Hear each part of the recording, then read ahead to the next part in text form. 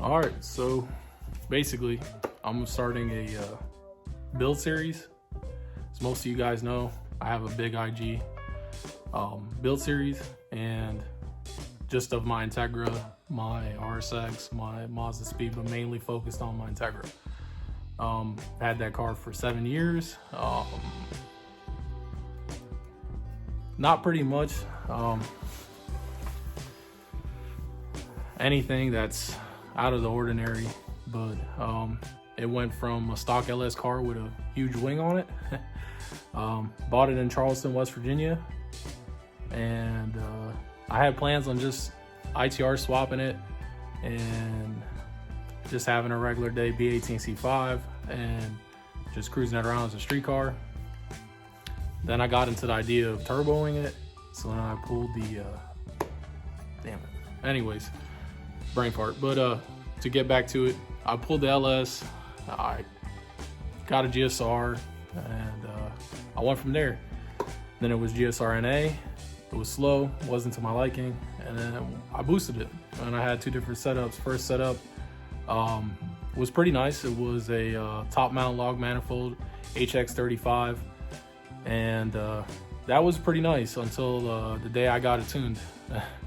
And as most know, that didn't turn out nice because my wastegate, when they changed the wastegate springs down to 8 PSI, because I had boost by gear installed at a shop that had a pretty high rep until I got there. But not the trash talk, but I mean, it's the absolute truth. When you get shit job and you pay a lot, you expect, you expect the service back. That's what you're paying for, basically. And they left my wastegate loose. They tuned my car, said it was my intercooler piping, it was too small, it didn't make any power. Made 309, 222 at I want to say it was 11 PSI, because it would go up to 22 PSI and then fall off all the way down to 11, and it would taper off right then there, and it just stayed.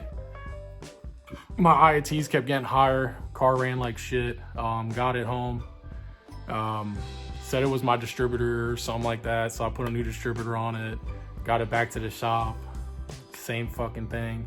Never once bothered to check their work on, they took the wastegate off, and if it's losing boost, then it's a boost leak. It's not at any of the couplers, because I checked all of them. So I was just figuring maybe it's fuel or something crazy that he's not gone over. Same shit happened, sent me home, told me, get it worked out, come back. So I got it home. Comes to find out, it was my wastegate. It's a 2-bolt wastegate when it was a tile 38 millimeter, and one of the bolts were loose, and that's why I was leaking off all the boost on there. And that was one of the main things that they touched on my setup that I didn't touch that day that I was at the dyno, and that's why my car did like shit. So I got mad, decided not to go back to that shop. I ended up doing a tubular top mount manifold, and I went from an HX35 to a GT35R, which spooled really nice. It was really good. And then I ended that era about 2 years ago when I parted out the build and decided to go K-Series. And this is my build series for my K-Series. I can insert some pics in here just of me putting the build together. The engine, from all the way from block up, everything's new, from bolts, gaskets, rods, pistons, valve springs, retainers, valves.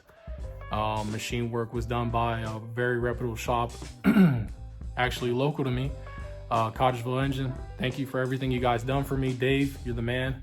Rick, you're the man as well. Thank you for everything, guys. If it wasn't for them, I wouldn't have this engine together. And just big shout out to Cottageville Engine. If you guys are local to Jackson County in West Virginia, definitely hit them up. Those are the guys right there. From Hondas to trucks to anything, they do it all. Machine work, if they can do it, trust me, they're gonna do it well. And that's basically it. Today I'm just jumping on installing a Tractuff water outlet that I've been waiting for, which is pretty nice. But Comes with all the fittings. You can either block it off on the cooling port for the heater hose, or you can do a 90 to go to the heater port. Bill of goodness. This part I've been wanting, because with the Sidewinder, you can install on top of the Z3, the Civic Si water outlet. It won't allow it to clear. He also gives you a brand new OEM water outlet gasket, which is really nice because OEM gaskets are the best.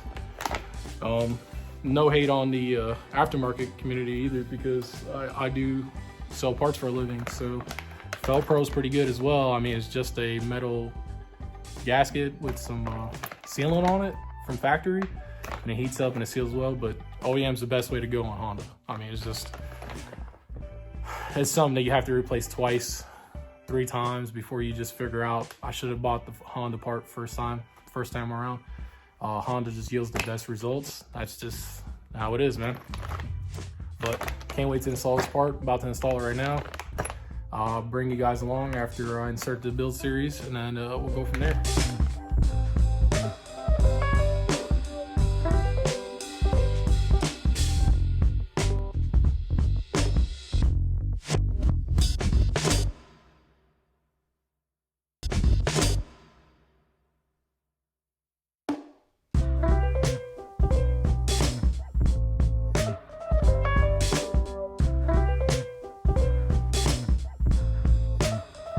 Also, another person I want to shout out, BT Performance. If you need any parts, they drop ship to your house. Got great prices, very competitive as well. Hit up Bill or Josh at BT Performance, and they'll take care of you very well. Just gonna take off these 2 bolts. I only mounted this for mounting purposes to get the engine in, just to see where everything laid out at. As you can see, very close, and then when the turbo gets there, it doesn't clear real. So I'm just gonna take this off, get it off. I only have the 2 top bolts on it, so it's just real quick. But let's get this off.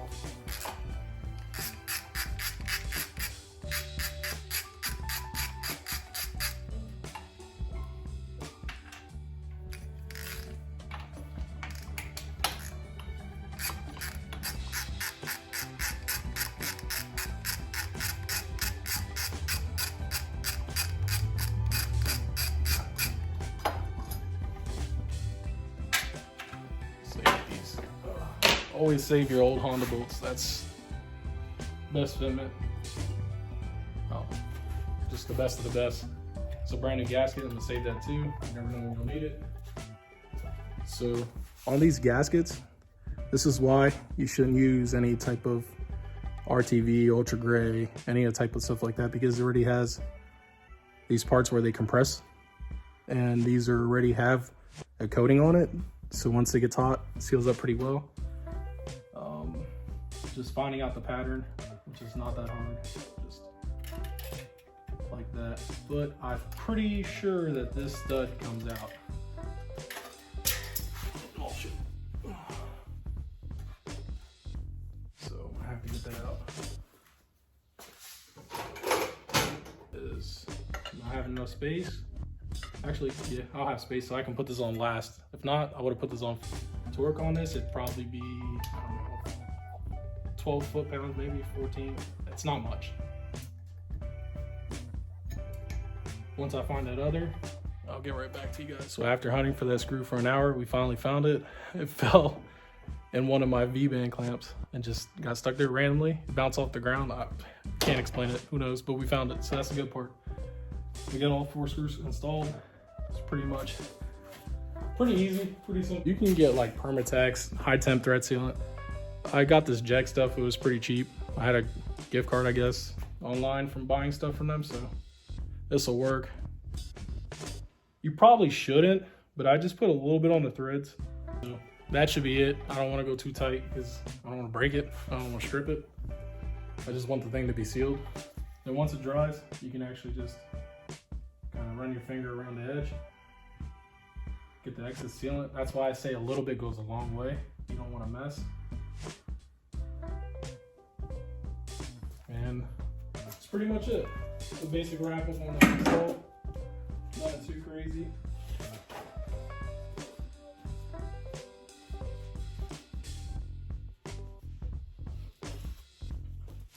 But then I'll just run my heater hoses from the firewall. One will go to here, and then another one will go to the water bypass that goes to the thermostat housing. And then the other one that's on the port that's on the thermostat housing will go to this Tractuff water bypass right here. And then radiator hose right here, and it clears my turbo. Well, it should. Let's see. So now, I got all the clearance. Definitely not gonna be able to run a filter on here. So my guess is just to run a turbo guard, which I'm not a big fan of, but I guess I don't have to do.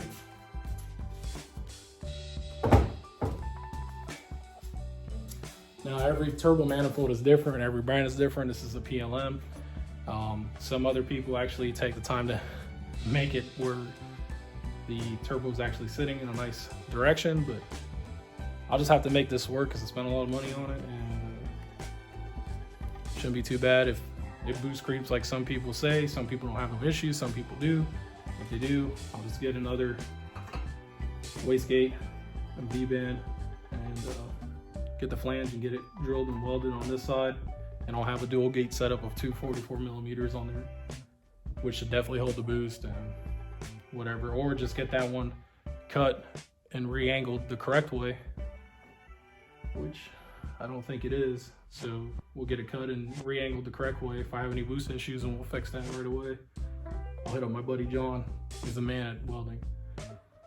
But other than that, it pretty much wraps it up. I just getting into this YouTube videos, not doing this to like get a sponsor or nothing crazy, but pretty much just to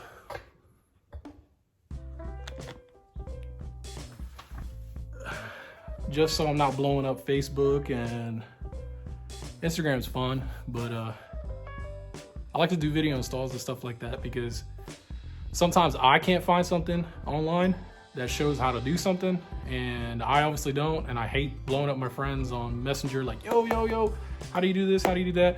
Hey, have you done this? And just waiting forever for a message because, you know, everybody's got a busy life, and I understand that.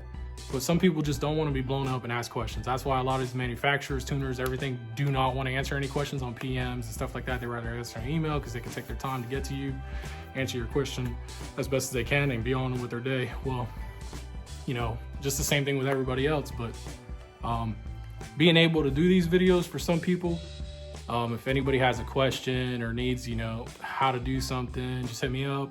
I'm on here. If you have any questions, like I said, don't be afraid to ask, because no question is a dumb question. We'll say it like that. I'll do some small installs here and there and some reviews on some products that I buy that I think either are gonna be good or bad or waste of money or too much for what it costs, stuff like that. Other than that, just keep it simple.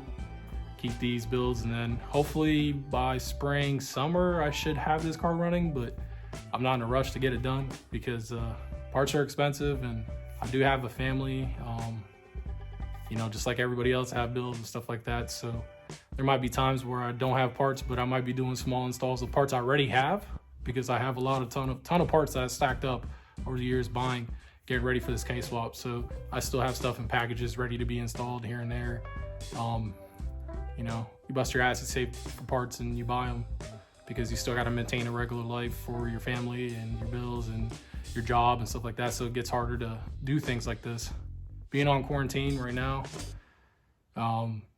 it's giving me some time to work on this car, even though I miss regular life, getting out, doing work and stuff like that. But yeah, that wraps it up.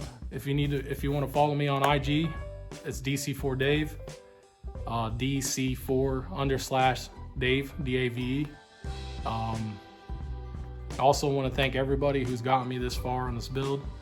My wife Kayla, my brother-in-law Bevo, my nigga, Jose, definitely my brother Jose.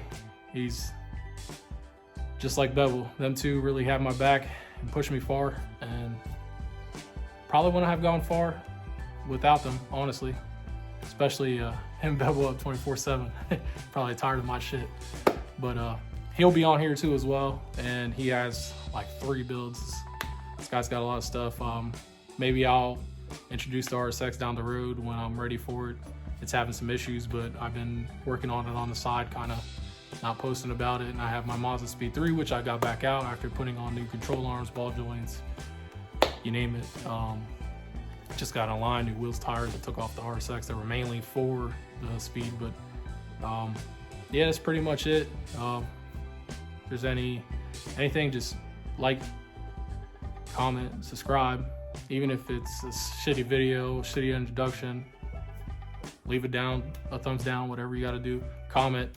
I'm here to spread positivity, no bullshit, whining and fighting and drama. I don't want none of that shit. This is just to have a build page, pretty much video document it.